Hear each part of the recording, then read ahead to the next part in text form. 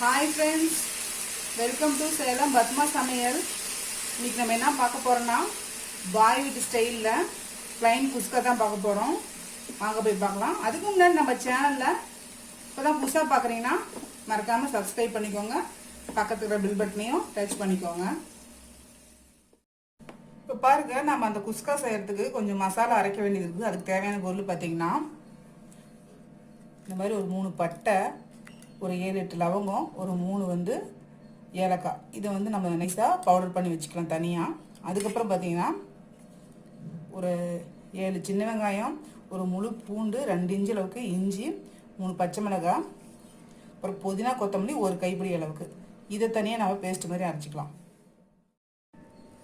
இப்போ பாருங்கள், நம்ம அந்த குஸ்கா செய்கிறதுக்கு நான் இந்த மாதிரி ஒரு பேன் வச்சுருக்கேன். நம்ம தம் போட்டு தான் செய்ய போகிறோம். பேன் ஹீட் ஆகிடுச்சு. நான் ஆயில் ஊற்றுறேன். ஒரு 3 டேபிள் ஸ்பூன் அளவுக்கு ஆயில் ஊற்றிருக்கேன்.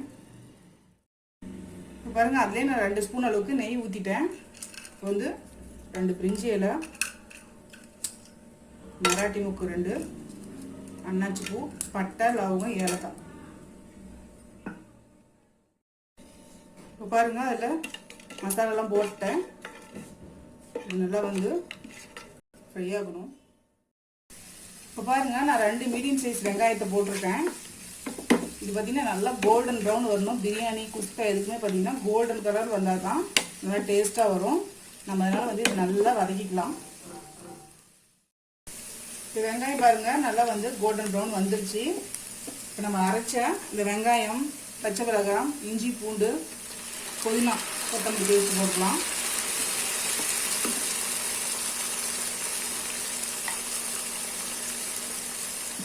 இது நல்லா சுருளை வதக்கிக்கலாம்.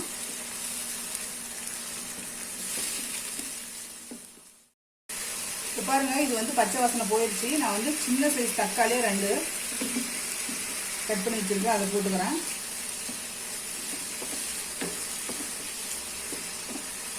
இது நல்லா வதங்கட்டும். இப்போ கொஞ்சமாக புதினாவும் கொத்தமல்லியும் போட்டுக்கிறேன். கொஞ்சம் வதங்கும் போது இன்னும் கொஞ்சம் நல்லா வாசமாக இருக்கும்.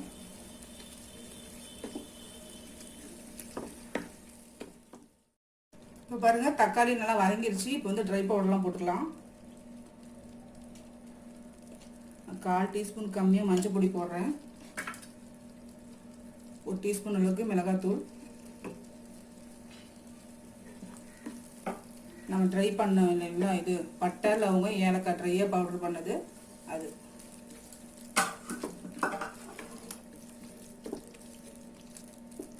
இது 2 நிமிஷம் வதங்கட்டும். 2 டேபிள் ஸ்பூன் அளவுக்கு தயிர்.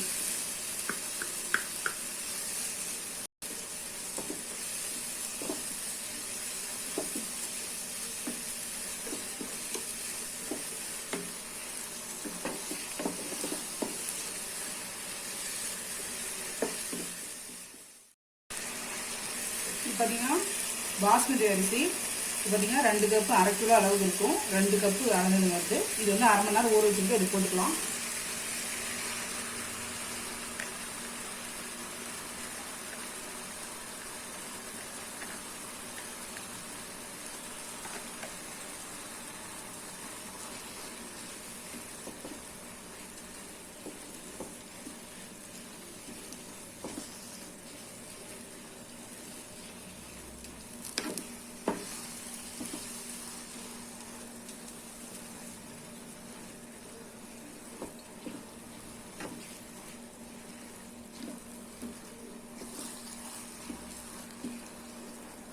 ஒரு 2 நிமிஷம் வதங்கட்டும்.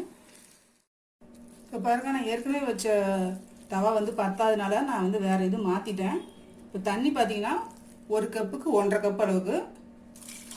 ஸோ நான் 3 கப்பு அளவுக்கு தண்ணி ஊற்றுறேன். ஏன்னா நம்ம தயிர், அந்த வெங்காயம், தக்காளி இதை பார்த்திங்கன்னா கொஞ்சம் தண்ணியாக தான் இருக்கும். இப்போ உப்பு தேவையான அளவுக்கு போட்டுக்கலாம்.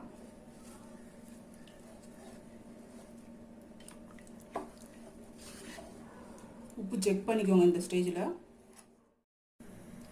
இப்போ 1/2 மூடி அளவுக்கு லெமன் புழிஞ்சு விட்றேன்.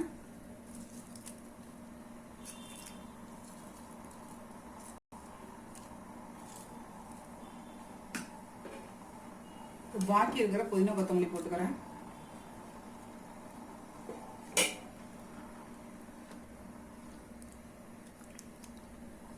இப்போ நல்லா கொதிக்கட்டும். இப்போ பாருங்க தண்ணி நல்லா கொதிக்க ஆரம்பிச்சிருச்சு. இப்போ வந்து ஃப்ளேமை ஃபுல்லாக குறைச்சிடலாம்.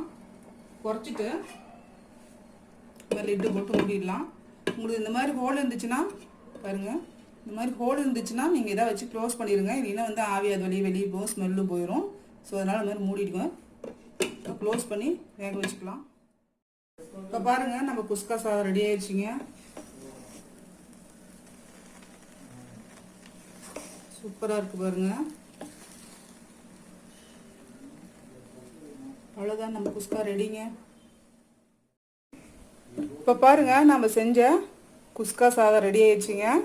இந்த வீடியோ உங்களுக்கு பிடிச்சிருந்தாக்கா லைக் பண்ணுங்கள், ஷேர் பண்ணுங்கள், கமெண்ட் பண்ணுங்கள்.